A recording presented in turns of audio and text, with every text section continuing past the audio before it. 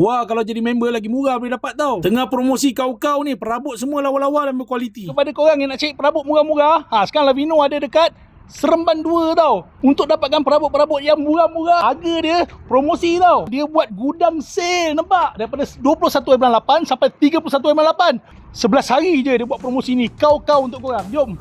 Yang tilam kat rumah dah tak empuk tu kan. Ni dia Queen buy one free one. Dapat free lagi dengan harga 798. Wuyo. Tilam single tebal 10 inci ni buy one free one juga 558. Kursi santai lepak goyang-goyang ni 169. Kalau rumah ada taman, ambil meja yang ni. Baca empuk pun murah. Yang ni coffee table. Sini semua murah. Macam-macam design. Harga 189 je. Memang offer kau-kau ni. Dressing table 129.